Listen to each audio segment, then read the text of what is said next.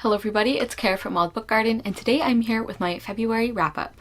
That's right, we're just doing one this time because I didn't read quite as much in February, and quite a few of the things that I did read are things that I talked about in other videos, specifically the collab project I've mentioned a few times now, where I read the last 10 winners or runners-up for the middle grade category, middle grade and children's of the Goodreads Choice Awards. So I will link that below.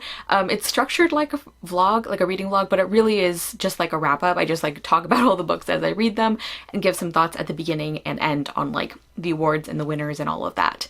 So even if you're not a vlog person, I would encourage you to check that out. And we're just going to get into the books. But one last thing, I have to brag a little bit and mention that I made my first sweater.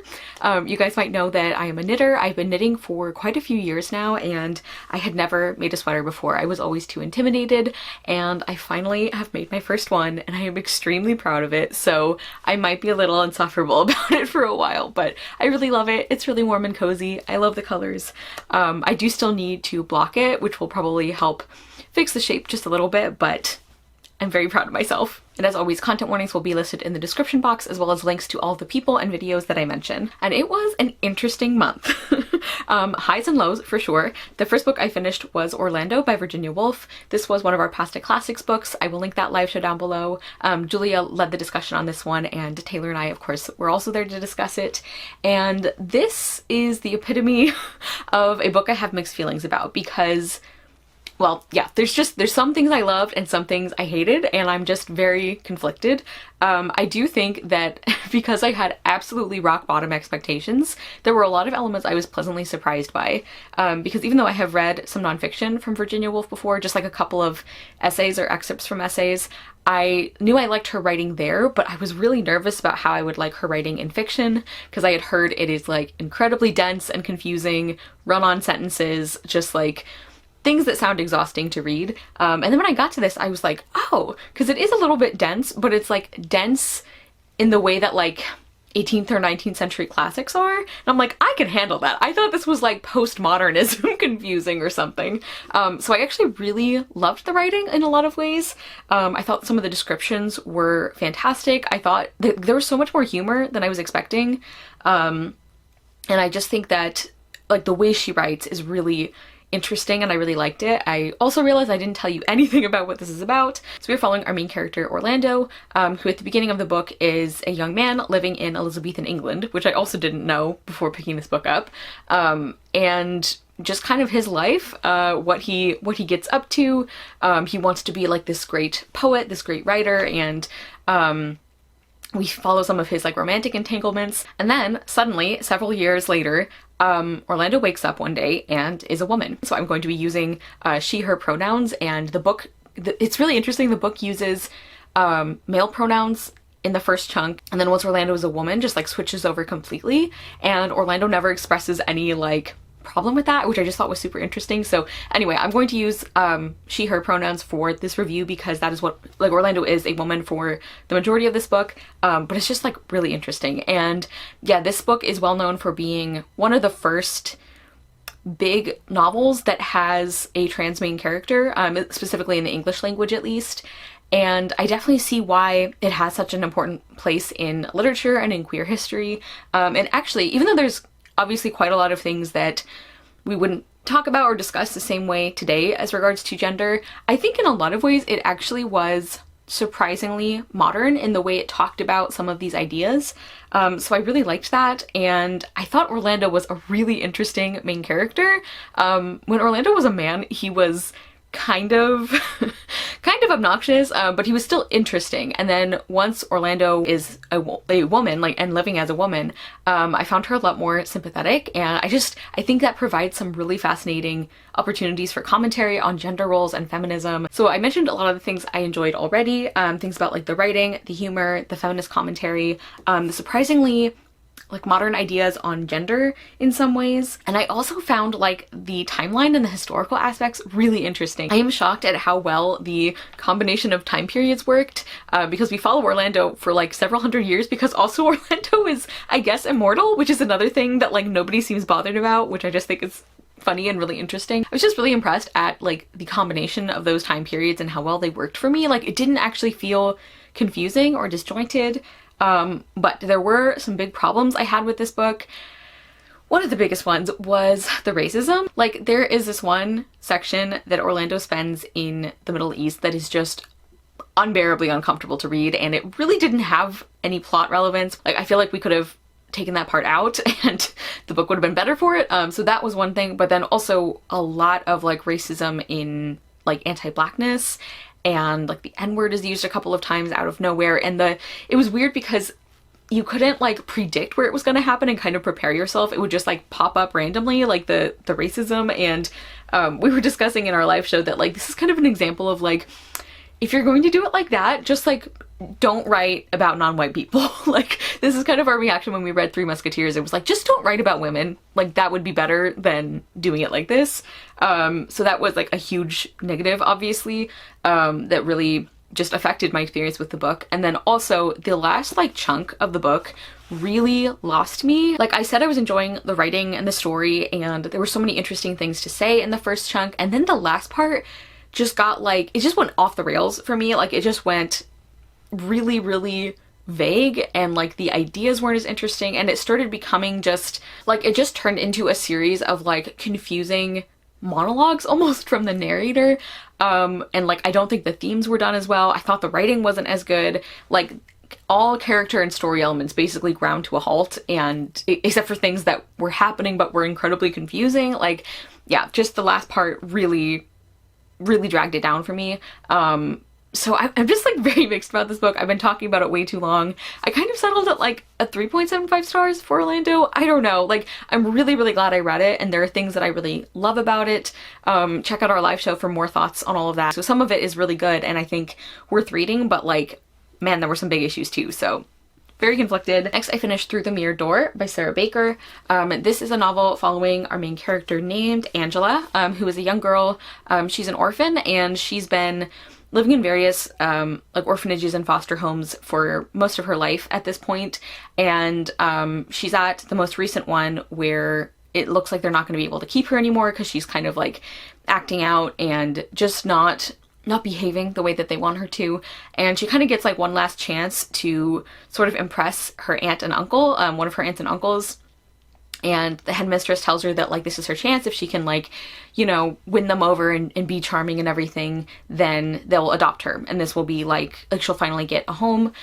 And they end up going to this like French manor house for like a vacation. It's like her and her aunt and uncle, her two cousins, and they're all on this vacation together. And they get there, and there are some like servants who like work in the house and keep things going, who Angela starts to spend time with. And then Angela starts noticing strange things in the house, nighttime footsteps, flickering candlelight, and shadows in windows. So she tries to start figuring out like the secrets, what's going on here. And yeah, I guess that's really all I should say. I am so disappointed in this book. It sounded like something I would really enjoy. I like these kinds of like kind of spooky middle grade books, and I thought the house sounded really interesting.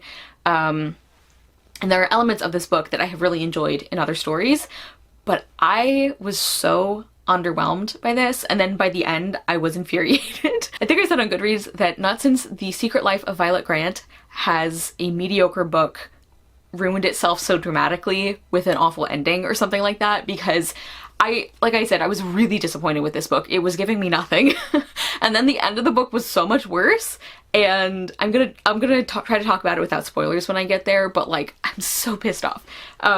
Anyway, so the only thing I really liked about this was like the concept, and like I said, some of those elements that could have been things I really enjoyed in a book that was better done, in my opinion. Angela ends up meeting another character as she's kind of trying to figure out what's going on, and I thought that character had some really interesting potential for the story, and like those parts were more interesting in the book, but it wasn't enough to save this book for me. Yeah, so where do I even start? One of the most frustrating things throughout the book, before we got to the ending, was like Angela herself, like, or specifically the way that the author was like writing her decisions. Like her logic made absolutely no sense to me. There are so many big things that happen that are just almost completely inexplicable, and only happen that way because the story demands it.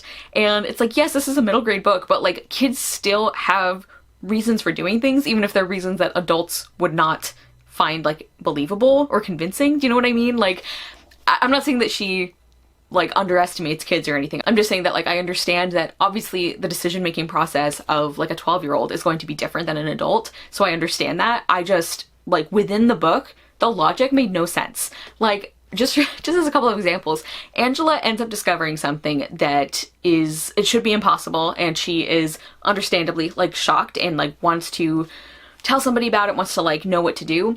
And this thing is like so unbelievable that like you'd think she would think long and hard about who she's going to talk to and to try and get on her side. But she goes to her aunt and uncle, who like, especially her aunt, like hates her. Like it's very clear that she doesn't actually want Angela here in this family. So Angela's kind of like, why are you even inviting me on this vacation?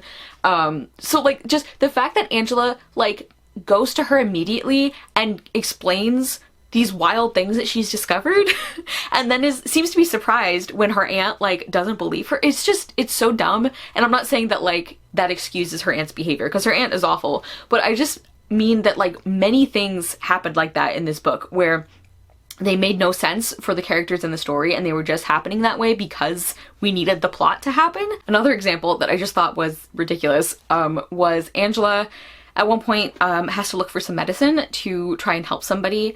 And she gets it in her head that there will be medicine like at this house still, even though the person who they treated with it like died years ago. And she decides that not only is there going to be medicine here, but she's going to be able to find it and that it will still work. Like it'll be effective, even though at this point she has no way of knowing if the reason the person didn't get better is that they didn't have good medicine or something. Like it's just stuff like that where why would you come to this conclusion? Even if you end up being right, that doesn't make it less annoying for her like decision process to make no sense. Does that make sense? Maybe it sounds like I'm being like overly picky, but it was just things like that over and over. Like those are just two examples, but that kind of thing happened constantly and it drove me bonkers. I hated it so much, and it made Angela a really frustrating character to follow because of the way the author was like writing her and her choices. I don't even remember my thoughts on her personality as a character because I was just so distracted by how nonsensical she was. Yeah, I've spent a lot of time complaining about this book already, and we haven't even gotten to the ending. So I will just briefly say that this was yet another thing that could have really worked for me because it is a specific element in stories that I pretty much always find interesting and compelling. But the way this book handled it, I think, was awful. Basically, in broad terms, so that I don't give things away, Angela had to make a decision about, like a really big decision that would affect her life forever, basically. And I thought that the author was going to do something unusual, and I was really surprised, and I liked that. And then she didn't do that. And not only did she not do that, but I think Angela made the wrong choice. Like, I think that the author did a horrible job of setting up why she would make the decision she did. Like, it just, again, it makes no sense to me. It is incredibly frustrating. There is like a tiny like hint at the end of the book that maybe she could, like maybe Angela could like fix things to an extent in the future. So at least there's that, but like I think that choice made no sense. And I don't think the author did a good enough job of convincing me that it made sense. It just, yeah, it was infuriating. Like, I can't explain specifically why because of spoilers, but I hated it. I'm sure there were other things I didn't like about this book, but like those were the big ones that like kind of overshadowed other things. Oh, I remembered another thing. There was like a little bit of a not like other girls thing here too, which is really annoying. And it's one of those things where Angela's cousins, who are both girls, like, they are nasty to her. I'm not saying that she should be friends with them just because they're girls, but like the specific things that Angela hates about them or that like brings up about them before they've even done anything to her is like the fact that they wear pink, and it's like Angela would like rather die than wear a tutu or something. And it felt very surface level fake feminism, like not like other girls, and I hate that. Anyway, I keep talking too much. 2.5 stars, which is probably generous. I'm so mad at this book. Thankfully, the next book I read is one that I loved. That is Wash Day Diaries by Jamila Rouser and Robin Smith. This is a graphic novel that I first heard about from my friend Olivia Savannah at Olivia's Catastrophes. And she did a vlog where she reviewed and talked about this book and did her own wash day, so I will link that down below. I loved it, and I loved this graphic novel. The color palette and the art is stunning. I love it so much. We are following these four young black women who are really good friends, and they all live in New York City, and we're following them on each of their different wash days, and the different ways that they care for their hair and for themselves, and we also follow their friendship. We follow different things that they're all dealing with. I love this so much. This is officially one of my favorite graphic novels.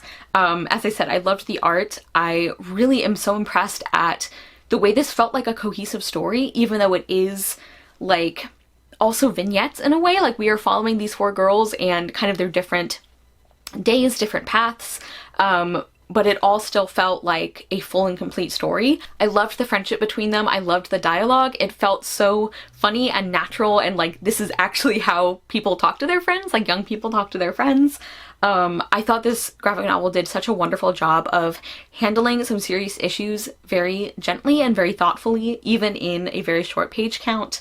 I also think that there were lots of like fun elements, so it didn't feel too heavy.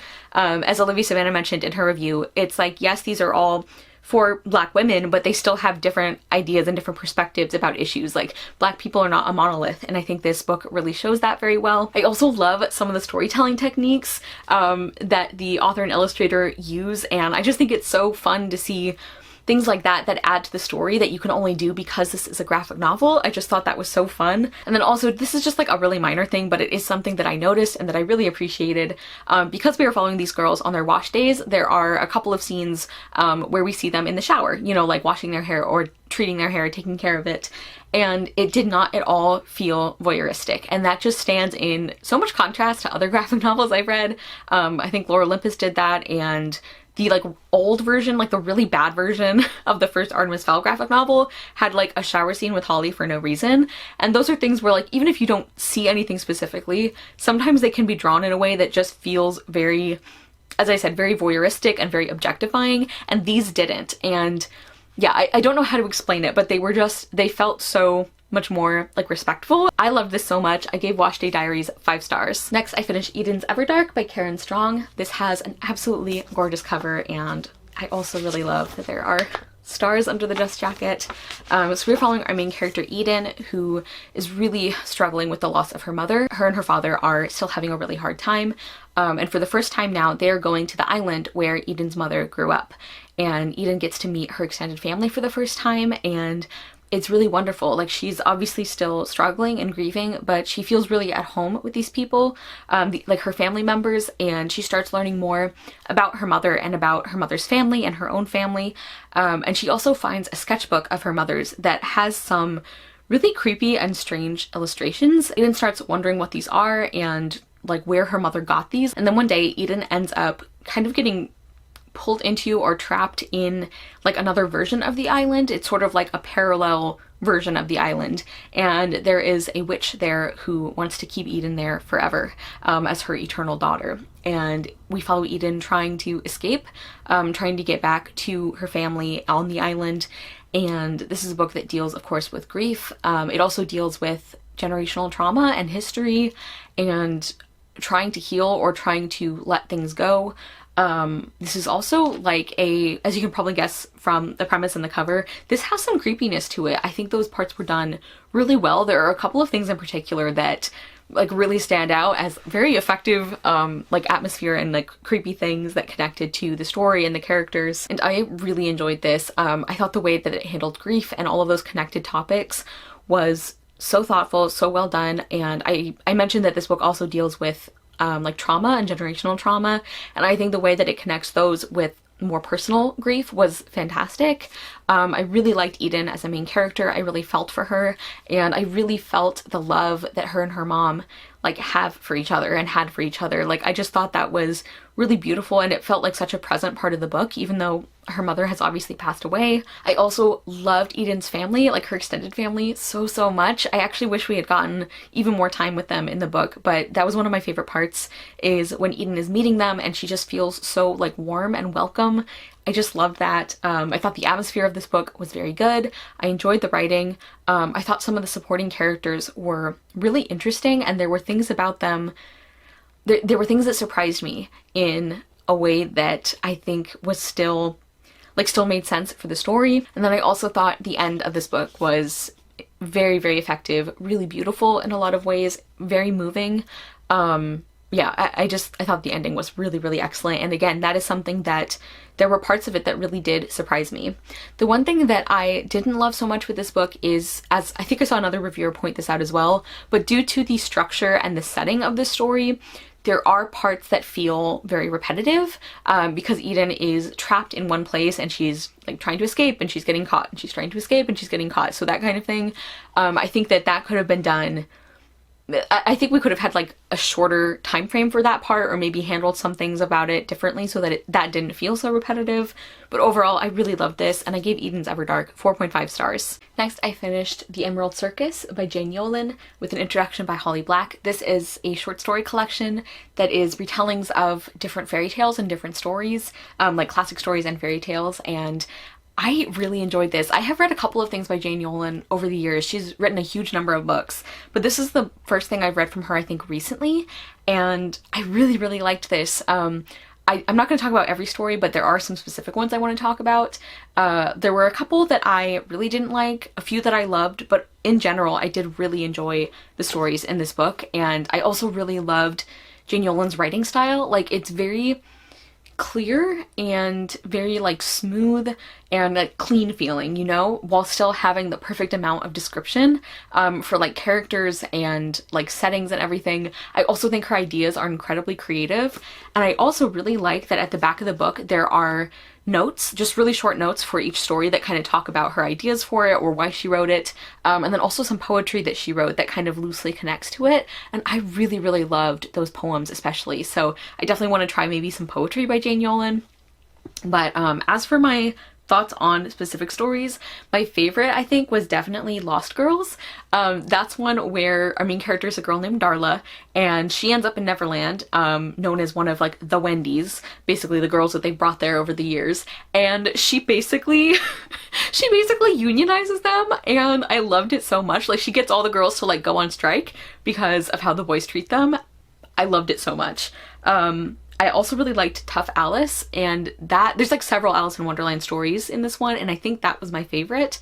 And that also reminds me of another thing that I really loved about this collection, and that is that for almost all of these stories, even the short ones, like even the ones that felt more like an exploration of a concept or an idea than like a complete story that has like a beginning, middle, and end, even the concept stories felt like fully developed and complete, if that makes sense, which I think doesn't always happen in short story collections. I also liked A Knot of Toads, although I don't love...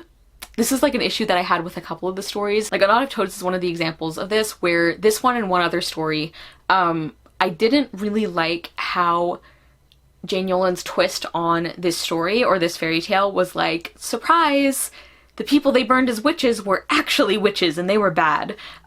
Just like historically, based on what we know about how those were, like how those trials were like weaponized and used to like murder women and all of that, like it just didn't sit right with me that the kind of twist on that story is like, they were right. The people who attacked these women were right. So I didn't like that. And there's one other story that did something similar that I'll get to. But like, I liked the story itself and I thought it was really interesting. I just, like, that part of the premise I didn't really care for. Let's see. The Bird was a really interesting one. Oh, and then the other one, okay. The Jewel in the Toad Queen's Crown was one of my least favorites, if not my least favorite. And this is one where it just felt uncomfortable to me. And I know that Jane Yolen is a Jewish author, and I'm not Jewish, so I don't want to try and, like, I don't know, interpret something that she wrote that obviously she knows more about than me.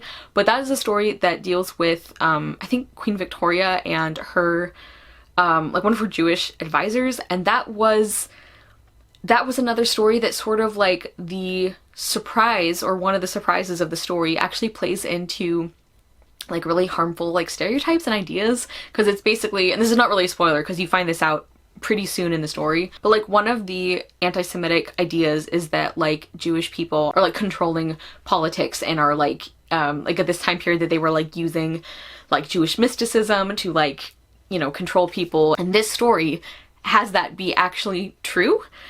And I really don't like that. So this one and the Wish Trials one, I just really don't like that decision in speculative fiction when it's like, the plot twist is gonna be that the bigots were right. Like, I don't like that. I think it is not only just offensive and I think harmful, but I don't think it's a very interesting story choice.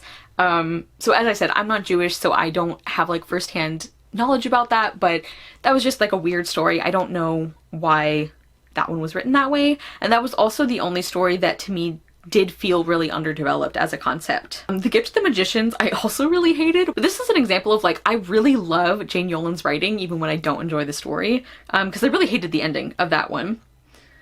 Oh, I also really liked Our Lady of the Greenwood. That is a Robin Hood story, like a retelling that focuses on his mother, and it involves like the fair folk, and I really liked that. So yeah, overall, I did really, really enjoy this collection. There were a couple of big misses for me, but overall, a lot of things I really liked, or even the stories that I was more middle of the road on, they're just so creative and interesting, and I loved Jane Yolen's writing so much that I still really enjoyed this collection overall, and I give the Emerald Circus 4 stars. Next, I finished another short story collection that is How Long Till Black Future Month by N.K. Jemisin. This is a collection of different sci-fi and fantasy stories, and several of them actually went on to be fully developed like novels and series that N.K. Jemisin wrote, which is very cool. So as with the other collection I was just talking about, I really love N.K. Jemisin's writing style, and again, her ideas are so interesting and creative that even the stories that I didn't care for as much, like there were a couple that I really didn't like and some that I was sort of like middling on, but even those were so, like the writing was so well done, and like the ideas were so interesting. So I'm going to do kind of the same thing and just talk about a few specific stories. Red Dirt Witch was one of my absolute favorites. I love that. I love the way it uses the historical elements and blends that with like a fae story. I love the like mother-daughter relationship there. Then also another of my favorites was L'Alchemista. You guys know I love like baking or cooking magic, and I just thought that was like so fun and interesting. The Trojan Girl is interesting because it's not one of my favorites, but I keep thinking about it and I love the ending of that one. Valedictorian was an interesting one, and this is an example of one of the things I loved most about these stories is that N.K. Jemisin surprises you. I also thought the storyteller's replacement was fantastic, and I wrote a note and I said, this is like what Robin Hobb thinks she's doing, because that is a story where I think it is such a good example of how you can have an author, like a good author, who writes a main character who is absolutely reprehensible and does horrible things and does not realize or care that they're horrible, but the way that it's written provides like commentary on it for the reader. Like we as the reader know that these things are bad and that the story understands they're bad, even if the character does not. Like I said, I think Robin Hobb thinks she does that, and she just, in my opinion, she just like duplicates all of the problems. Like writing sexism or writing racism or any kind of thing like that, just writing it is not providing commentary on it. And I think that's what some authors fall into, that trap. And N.K. Jemisin, I think, doesn't. I think she did a great job with that story. Really interesting ending, very satisfying story, and I loved the writing style and kind of the like storytelling feeling. I didn't care for The Brides of Heaven. I appreciate that N.K. Jemisin writes so many different kinds of characters and stories. Like she really, like they reflect the diversity of our world, and I really love that. But I feel like some of the story and character choices are a little, I don't know, this is another thing where I am not Muslim, so I'm not speaking definitively on this topic or anything, but I'm a little uncomfortable with this story given that I believe all of the characters are Muslim women. Just given the way some of the story goes, I would be curious to know how Muslim readers feel about that one, just because it felt a little strange. The Evaluators was fantastic, incredibly creepy and chilling, but so well done. And then Walking Awake is my other, like my top 3 favorites. Walking Awake is my other favorite. I found it really powerful and really moving. And even though it's not, like there are parts where it's certainly not like an enjoyable story, but I think it is one of the best and one that's really going to stick with me. I also really liked On the Banks of the River Lex. And then one that could have, like I thought this was going to be one of my favorites, and it could have been, was The Narcomancer.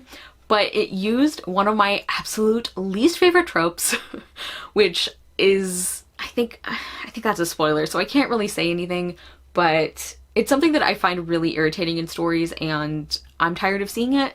And that's like one of the main reasons why this story really disappointed me, because I thought the world was interesting. I liked some of the characters, but there was a big element that I just have a huge problem with. And it's not just that like I personally dislike it, but I'm like, I am uncomfortable at like what this kind of communicates to me. I don't know. I can't be any more specific than that, but I didn't care for that one. Although interestingly, so my mom also read this collection. My mom, who hates science fiction and fantasy, except she loves Lord of the Rings. But she read it because we're part of the same like virtual book club, and The Narcomancer was her favorite story in the whole collection. So just a good example of what works for one person might not for another. Too Many Yesterdays and Not Enough Tomorrows was also good. Non-Zero Probabilities, I did not like at all. Like that one is one that had such an interesting concept and I was on board for it, but I don't like the implications of the ending. Like my sense of justice and ethics just refuses. And then finally, Sinners, Saints, Dragons, and Haints in the City Beneath the Still Waters. In addition to having a fantastic title, that was another one that I really liked, and I think just it surprised me in some really interesting ways. So anyway, overall, I really enjoyed this collection. Actually, kind of similarly to the Emerald Circus, like the writing and the creativity is so fantastic, and even though there are a couple of stories that I like actively didn't like, and a couple that were sort of middling, the vast majority of these I did enjoy, and I had like a few just really top favorites. So really enjoyed this, and I gave How Long Till Black Future Month 4 stars. Okay, I have been talking for way too long about some of these, so I'm gonna try to speed things up a little. We'll see. Next I finished Women, Race, and Class by Angela Y. Davis. The Angela Davis, this was another of our Past Classics picks, and Taylor led that discussion. I will link that below. It was a wonderful discussion as always, and like, this is absolutely incredible. Angela Davis is one of those authors where, like, it almost feels a little funny to review her because, like, she is justifiably, like, an icon of intersectional feminism, and her writing is absolutely brilliant. I think I have read maybe excerpts from her work in the past in, like, different classes that I took, but I think this is the first full thing that I've read from her. And as you can maybe guess by the like ridiculous number of tabs here, it was incredible. So this is a nonfiction book that is about what it says in the title. It's about women, race, and class and the intersection of those issues, and a historical look at them, as well as up to the present day of when she wrote it, which was in, was it 83, I think? Okay, so copyright was originally 81, and then this edition was 83. And one thing that surprised me is I did not realize that this was going to be structured as like a historical kind of timeline almost. So it looks at like early colonial America and like women's rights there, and then like the abolition movement, and then the women's suffrage movement, and like the racism there, and also like a few of the white women who actually like actively worked against that, you know, and then up through like other eras as well. I did not expect that, but I really loved that. I have read quite a bit about the women's suffrage movement in the US, and I'm always excited to read a more intersectional view of that. I really liked that. I also think it's interesting, like this is described as a collection of essays, and I don't think I would have known that if I hadn't seen it spelled out for me, because it feels so cohesive as like a complete book. Like there are definitely, you know, different topics, and I can see the different chapters being like different essays, but it just fit together so well that I feel like you could read it as a collection of essays, but you also could just read it as a complete nonfiction book. I think Angela Davis did a phenomenal job of showing the way that women, race, and class are so inextricably linked. I think she explains those things so well. I think she does a fantastic job of showing how so many of these big issues, like racism and misogyny and all of that, can be traced back to capitalism. or like have their roots in capitalism. I think she did a great job of backing that claim up. I was certainly very convinced, and I also, like, she's just so brilliant and thoughtful, and she just explains ideas in such interesting and clear ways. Like the writing, I think, is, even though there is a lot of depth to the ideas and it is very thoughtful, it's not like, it's still very approachable in the best way. Like, this is such a good example of how you can have nonfiction that is incredibly well written and that is incredibly like thoughtful and just, you know, brilliant and well thought out, well written, and yet isn't off-putting to people who aren't as familiar with nonfiction. Like, you don't have to sacrifice depth or thoughtfulness in order to make something approachable and readable, and I think this book is a great example of that. I'm also just like so continuously impressed by the way that like she'll just make these little like side points almost like as she's supporting her bigger idea, that like even those like asides are like mind-blowing, you know, like are so interesting. Like, one of the things she says very early in the book, she's talking about enslaved Black women and how their conception of domestic work was always very different, or like especially at this time period was very different, because in a slave-holding society, enslaved women, when they were doing housework for their family, like this domestic labor, that was the only labor that could not be traced back to the oppressor.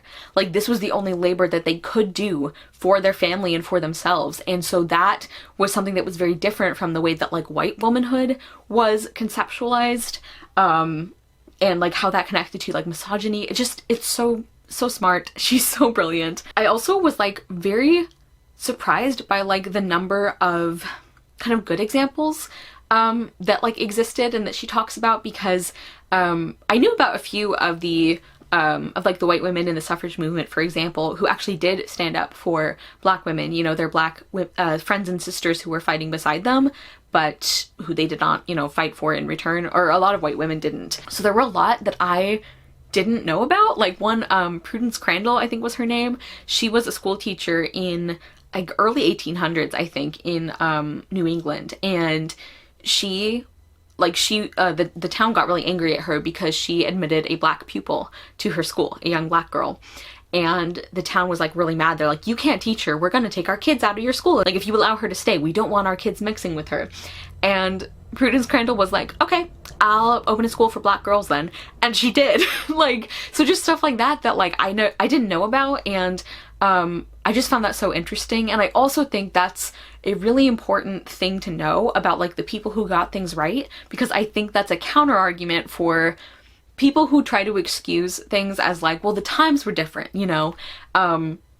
It's like, yes, we can talk about like the founding fathers and how obviously they did a lot of important things, but we shouldn't give them a pass for like owning slaves, you know, for enslaving other human beings, just because that was something that people did back then. You know, it's like there were lots of people who actually knew that that was wrong and who worked to fight against it. One more thing before I end my monologue about how fantastic this book is. One of the other things that I think Angela Davis did a fantastic job of demonstrating was the way that like racism and like other bigotries were like artificially constructed, like deliberately constructed by like capitalists, by people in power, by wealthy people, in order to impede like coalition and cooperation.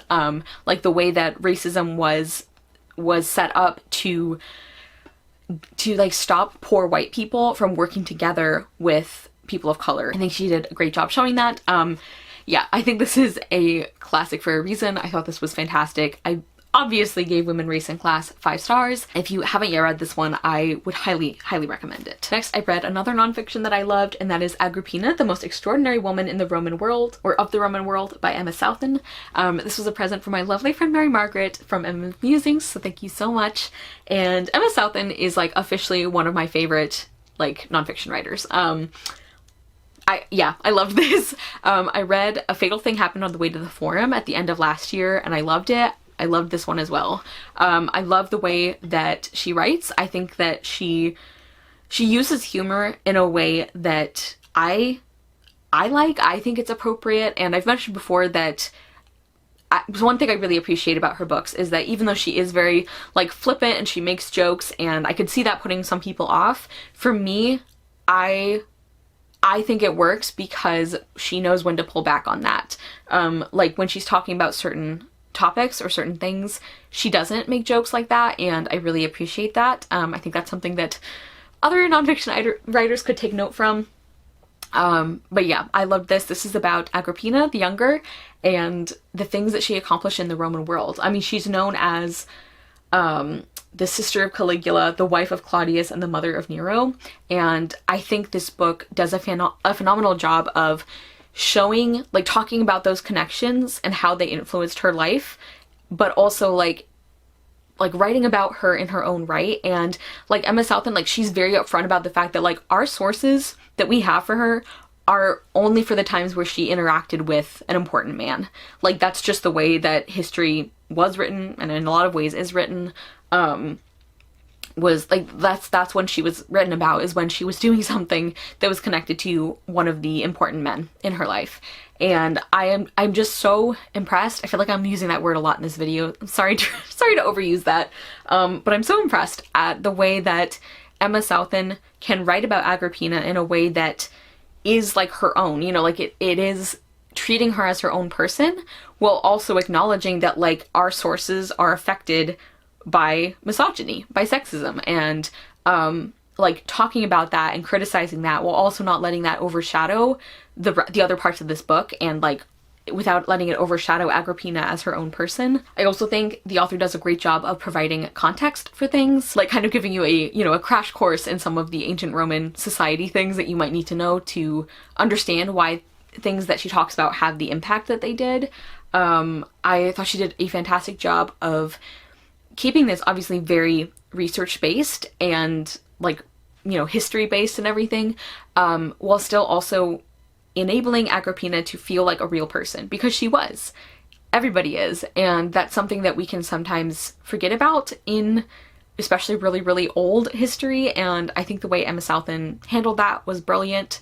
I also think this is something I love and I have really strong feelings about for nonfiction writers, is I think Emma Southon did a great job of being very clear about when she was using a source, when she was using kind of like a very educated guess, and like when she was, you know, basically making her own judgment call. I think she did a great job of distinguishing those things, because especially with ancient history, and especially with ancient history involving women, there are a lot of gaps. And so I don't mind when historians have to kind of make their best guess about certain points, but I want to know when they're doing that, and I want to know why they make the choice they do, and I think Emma Southon did that. So yeah, I thought this was absolutely brilliant. I feel like every time I read a historical nonfiction, like I get at least one historical woman that I like become absolutely determined to defend. And that's how I feel about Agripina, because she's known, like she has a horrible reputation, but as far as I can tell, there's really only one like actually really bad thing that she may have done, or that she likely did. And I'm not saying that that's okay, or that she's like an amazing role model or anything, but I just think it's interesting, you know, that she has the reputation she does, when as far as I can tell, she was actually one of the more ethical people around at this time. So yeah, absolutely love this. As I said, Emma Southon, officially a favorite nonfiction author for me. She has a book coming out later this year called A Rome of One's Own, that is about like forgotten and underappreciated women in Roman history. I anticipate loving that too. I gave Agripina 5 stars. Speaking of historical women I'll defend, I finally read The Last Wife by Kate Hennig. All of these tabs are from my lovely friend Julia from Shakespeare and Such. We did an annotated book swap, and I finally got around to reading hers, which is embarrassing because it's a play. It's so short. It's ridiculous it took me this long, but I finally read The Last Wife by Kate Hennig, and I loved it. This is a feminist modern retelling of the like kind of marriage, I guess, focusing mainly on the relationship between Catherine Parr and Henry VIII. She was his final wife, and it focuses on her relationship with Henry, but also with another man from her past, and also her kind of, I guess, like stepdaughters, Elizabeth and Mary. And I really, really enjoyed this. I think that there are many, many contemporary playwrights who think they can do what Kate Hennig does, which is like blending contemporary dialogue with classical dialogue or like classical sources in a way that feels very fresh and very natural. Personally, I think a lot of them are not good at it, but Kate Hennig really is. Like the passages where she directly quotes from historical sources, even though it is so different from the dialogue of the rest of the play, because of the way she writes these characters and this story, it just feels seamless, and I love that. I loved our female characters, like, I love these women so much. I think Mary might be my favorite, but I really just love all of them, and like the focus on like female friendship and solidarity and just feminism in general. I really liked the way she used the historical aspects. Like, obviously this is historical fiction, but I think for the most part she did a really good job of balancing the historical with the fiction parts. I also think the characters and relationships were incredibly messy and complex in the best way. Like there are moments where I'm like, I can't believe you gave me a moment where Henry VIII didn't suck. Like, I mean, he does still suck, but there's like a couple of like glimmers. I'm like, wow, occasionally you do a good thing. And just the fact that Kate Hennig could make me feel that at all, like even for like a couple seconds, is pretty remarkable. Yeah, so I thought this was fantastic. The two things that I did not like, one of them is related to the choice that Kate Hennig made to change the way that Catherine got back in Henry's good graces after something specific happens. I think I understand how she was maybe connecting that to what really happened and maybe what she was trying to say, but I personally feel like it really cheapens a lot of what the play is saying. I think it plays into stereotypes in a way that to me doesn't feel quite like commentary. It kind of feels like perpetuating those stereotypes to me. And as I said, this is historical fiction, so of course authors and playwrights are allowed and encouraged to change things, but I think when you do change things, then we're allowed to have a response to that. So my response to this change is I didn't like it, and I think it goes against the feminism of other parts of the play. And then the other thing I didn't like, and I didn't necessarily dock points for this, but it's just something that bugs me, is like in the notes on this play at the back, she describes Queen Elizabeth as, I quote, moderate and tolerant. And like, she's not the only writer who's done this. Like, I've seen a couple of like writers or historians do this, and it baffles me. Like, I understand that for the time period she may have been like relatively tolerant, especially in the earlier part of her reign, but in general she really wasn't that like tolerant. Like, at least if you weren't Anglican, and yeah, like, just there were a lot of groups of people that she was not especially tolerant to, and especially after the first couple of years of her reign. And I just feel like it's a little unfair that she gets such a good reputation for that when, like, Queen Mary, for example, is called Bloody Mary, where it's like her and Elizabeth were doing the same things, so we should also call her Bloody Elizabeth. This is another thing where I am not excusing what Mary did. Mary also did horrible things, like, in history. I'm just saying that Elizabeth did very similar things, and it bugs me when people act like she didn't. So anyway, that's my like little historical soapbox for this one, but I loved it overall, and I gave The Last Wife 4.5 stars. Okay, home stretch, you guys. Just 2 more books.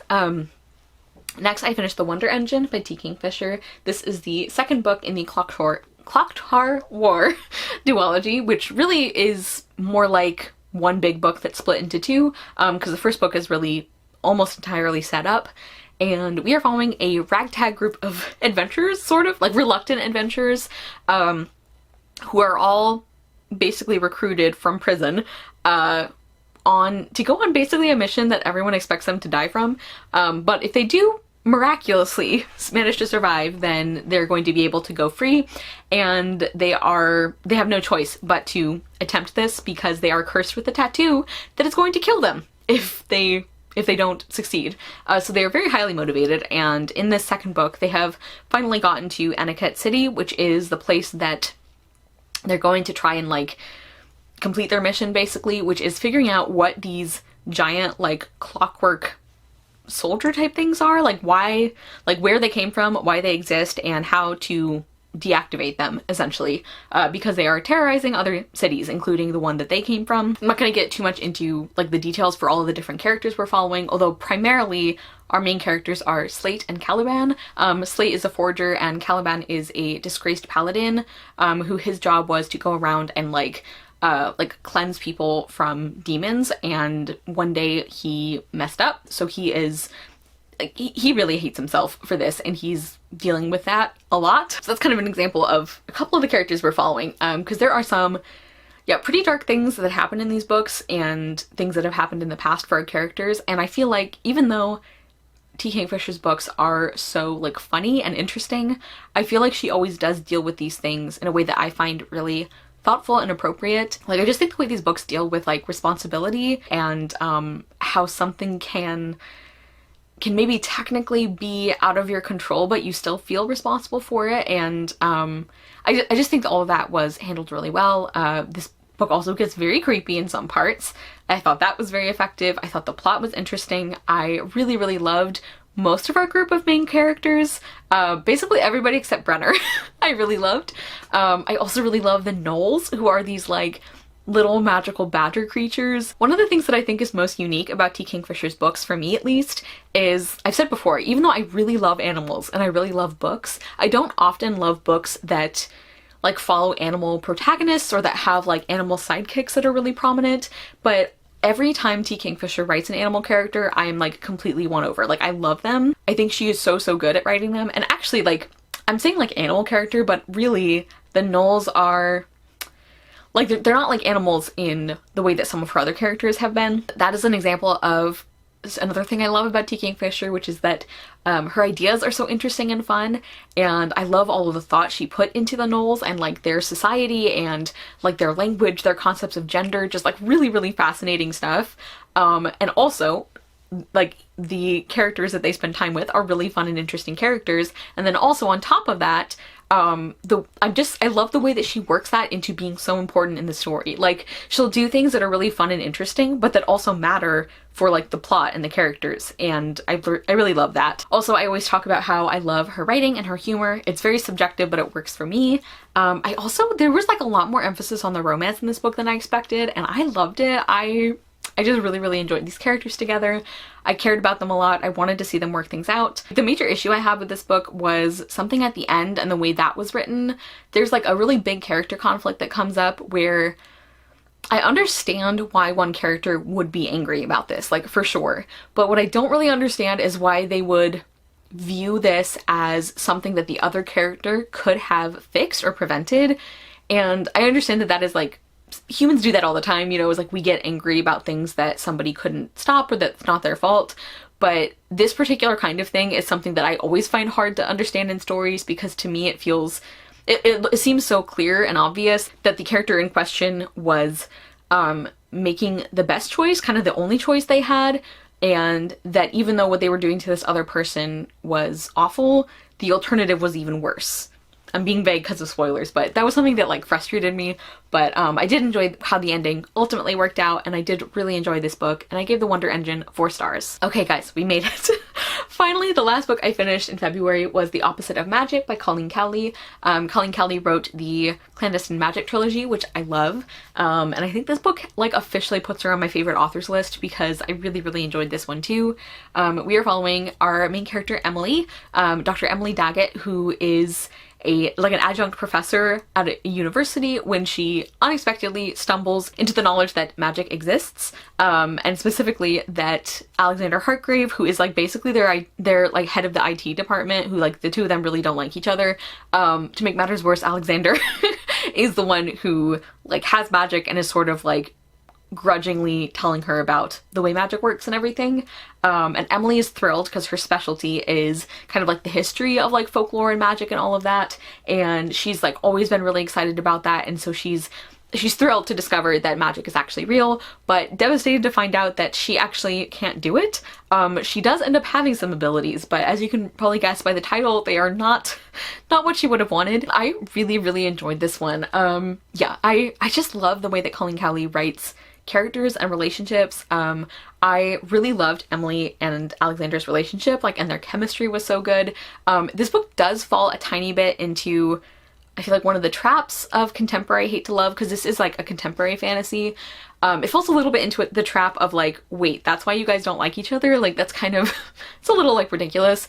But I think the reason it didn't bother me is because we really don't dwell on that. Like, most of their interactions, I think, happen after that has sort of been like set straight, which I really liked. So even though that's a trope that I don't like, it still really worked for me, and I totally love their romance. Like, Colleen Kelly just writes messy, interesting characters and relationships in ways that I absolutely love.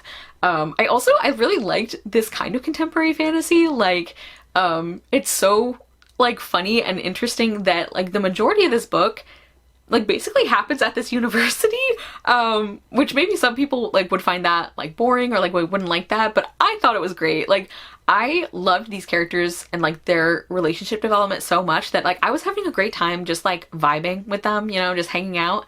But then when the like big plot stuff does start happening, because we do eventually get to a point where there is like the main conflict and like the antagonist who they're trying to bring down, and the stakes are really high. So we do eventually get there. And when we did, I actually found that really engaging too. Like, one of the other things I really love about Colleen Kelly's writing, besides just her writing really clicks for me and really works for me, is the fact that I feel like she balances characters and plot like perfectly, to the extent where I would probably say that even if you're more of a plot reader than a character reader, which like I am very firmly a character-based reader, I feel like you might still really enjoy her books, because I think she does a really great job of like having all of those things be engaging.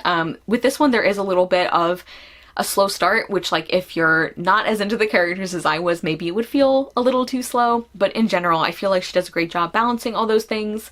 I also really loved how close Emily was with her parents. I also think Colleen Kelly does a fantastic job with action scenes, and like conflict, like kind of battle scenes, because I almost never like those. I find them very boring and often like hard to follow in the way that I think we're supposed to. But she writes them in a way that I find like really exciting and interesting, even when they last for like a couple chapters, which is just really impressive to me.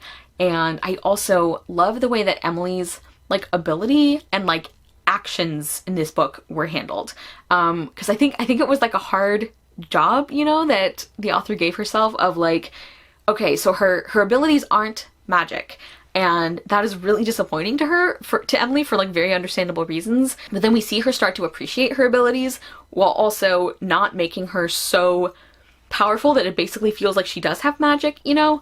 And I really liked too that Emily was such an active part in the conflict. And even though like there are a couple times where like Alexander tries to like keep her out of it, because he's, you know, like worried about her. And to be fair, she is like really new, like she's the newest of the group of characters to this world, but she like calls him out on it. She's like, this is what these people are doing is wrong. I need to do something about it because I have the ability to, and you're gonna let me because it's my choice. And he backs off, and I really love that. So I gave The Opposite of Magic 4 stars, but like Colleen Kelly's other books, it's a 4 stars that feels like a 5 stars to me. So anyway, I loved this, and as I said, 4 stars. Okay, that was so much more talking than I thought I was gonna do, which, hilarious. Did I really think I could do a short wrap up? But I thought because I had a lot fewer books that it would make sense to do it all in one video, but this was probably really long. If you are still here, thank you so much. I love you. Let me know I don't know, what do I want you to tell me? Maybe let me know a book or an author that is like a 4 stars for you, but it feels like a 5 stars.